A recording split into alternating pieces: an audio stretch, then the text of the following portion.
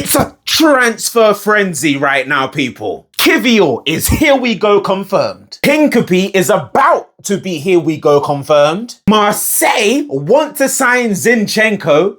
I always believed in you. And Fabio Vieira to Stuttgart is back on. But guess what, people? Arsenal are not finished there. And I believe if Berta gets his wish in these last few days of the transfer window, not only one, but two more attackers will arrive at Arsenal. But the question is, who? Come and find out on the RASenal Transfer Centre. We're going to take this thing by storm.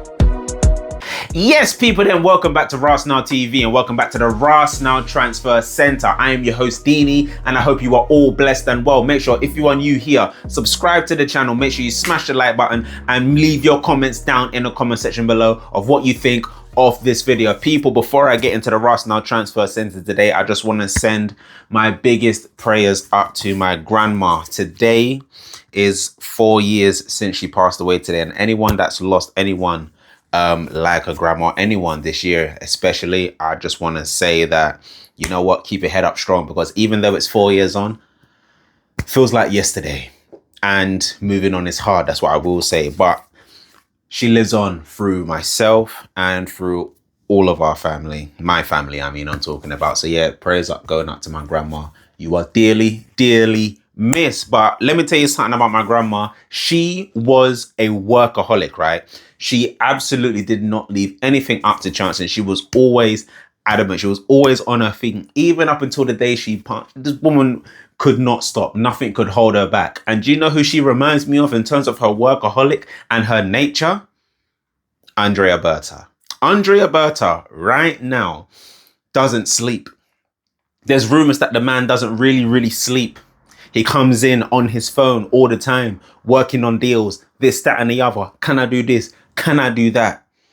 The signing of Andrea Berta may be one of the biggest signings Arsenal have made this year or ever in their history of Arsenal Football Club. The signing of Andrea Berta, because what this man is doing right now is absolutely unprecedented. So let me not hold you for any longer. Let's get into this transfer news.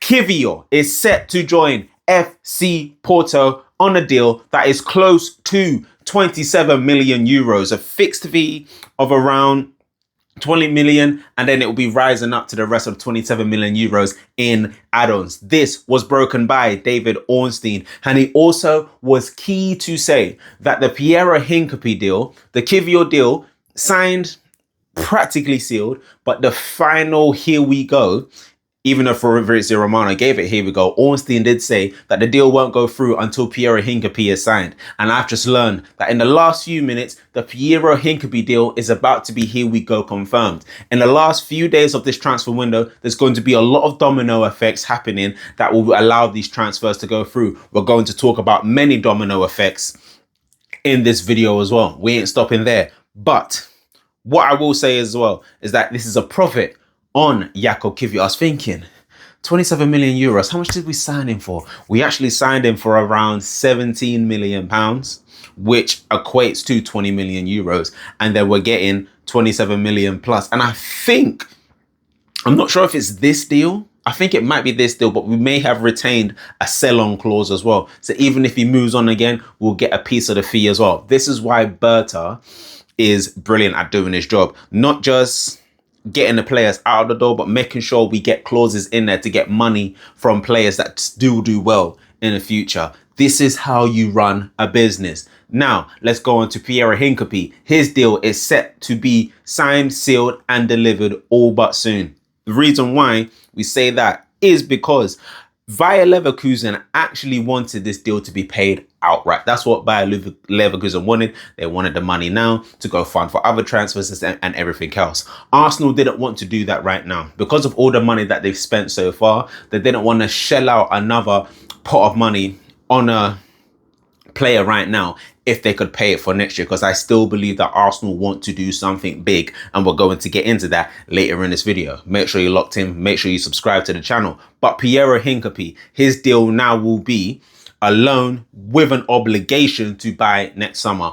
Arsenal want this deal to be done, so we're going to bring him in this summer, have him on loan, then we'll pay that fee next year to Bayer Leverkusen, and I think the final package will come to around 55 million euros. So it's a deal that Arsenal wanted. They didn't want to pay the high fee. They didn't want to pay the price that met his release clause, and this is someone that is coming in not just to be a sitter on the bench. He's going to come to challenge the likes of Kiwior, the likes of Lewis Skelly as well for that left back position. Even for the centre back position, he's a big guy. This is a big Ecuadorian centre back, and I feel like this may be even our first Ecuadorian at the club. I could be wrong. Let me know in the comments below if I am. But that's Hincapie, is about to be here we go confirmed, and Arsenal's 8th signing of the window. But Arsenal will not stop in there yet. But let's continue with the outgoings, because I spoke to you about Fabio Vieira yesterday with the fact that the deal had seemed to be dead out of nowhere. But there is now life to this deal, and Stuttgart are back in talks with Arsenal over a move for Fabio Vieira. And the reason why, domino effects. Liverpool want to sign Isak. Newcastle don't want to sell Isak without buying a replacement. Nick Woltermaid, I think that's how you pronounce his name, from Stuttgart, has now set to be signed with Newcastle for a fee of £69 million.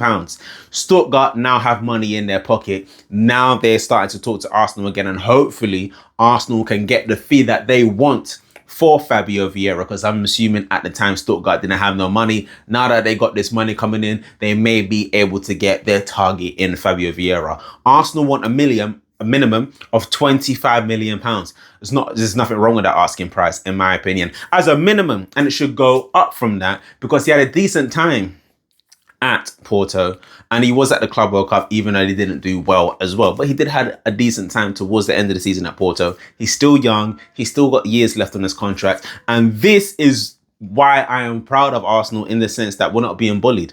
If you don't want to pay the price, okay, we're not going to do the deal the way that you want. We want the deal the way we want. We're not being bullied anymore. I absolutely love that. Have I spoke about Alexander Zinchenko? No, I haven't. So I'm going to speak about it now. Like I said, there is a God, and Zinchenko may be finally about to leave the Emirates Stadium for a move to France with Marseille. Now, earlier today, it was broken by David Ornstein that Zinchenko could be moving to Marseille. Marseille were interested in the Arsenal left back, but the big stumbling block is his big 200 grand a week plus wages that he is on right now. And in the last half an hour or so, it has been reported by Fabrice Hawkins that Marseille are now talking to West Ham United for Emerson Palmieri, I believe it is, left back. Reason why, they'll probably pay a similar transfer fee, but the wages aren't as much. And I feel like now apparently West Ham are moving faster on that deal, and I'm thinking, you know what? these wages, everything high wages and this, that, and the other. Why can't you take a pay cut? Do you know what? Let me not talk too much with Zinchenko, because he may have his reasons why everyone does. But with the war in Ukraine and this, that, and the other, I'm not going to talk too much. But even so, some clubs are not going to want to pay you that money. And if you're releasing the book and saying how it was one of the hardest times in your life to be on the bench as a professional footballer, even though you're getting paid a lot of money at the same time, if it was the hardest time of your life, you're going to have that year again if you don't leave Arsenal. So you need to make a decision now on what you want to do. There is a move there for you. You may have to you're going to have to take a pay cut wherever you go. No one's going to pay your wages. No one's going to pay your wages, Zinchenko. So you need to make a decision on that front. So in terms of outgoings, Kiwior is set to leave. Vieira to Stuttgart is back on. Marseille has a suitor he has found. Also, just to say on Fabio Vieira as well, even though Stuttgart are back to be interested, it is said that 3 more European clubs are absolutely lurking around the Fabio Vieira deal. So we're going to see what happens on that front too. Now, I also said Berta is the man don't sleep. They call him the octopus, hands in many pies and this, that and the other. Do you know what I mean? Berta still wants to sign 2 more attackers, I believe. The reason why, we found out today from Mikel Arteta's press conference that Kai Havertz will be out for around 8 to 12 weeks. So that's about 3 months. Don't have a backup striker for Gyökeres. He's probably going to want to buy a backup. We still need a left winger as well. Now, apparently, yesterday, Arsenal were exploring a loan move for Ollie Watkins, apparently. Will Aston Villa do that? I'm not sure. That remains to be seen. Very loose links, but we will see. Now, as of today, Max Biber of Borussia Dortmund, 22-year-old striker, has been linked with Brentford. I'm going to start at the beginning. He's been linked with Brentford. Brentford placed a bid for him today, a record bid for Brentford, around £45 million straight to Borussia Dortmund. Dortmund rejected that fee, and it was reported by Sky Sports News that Brentford would not go in with a renewed offer for Max Biber. The reason why I'm talking about this man right now is because I've heard that Arsenal are apparently, they didn't realize that Max Biber was available. They didn't realize that he was available at the time.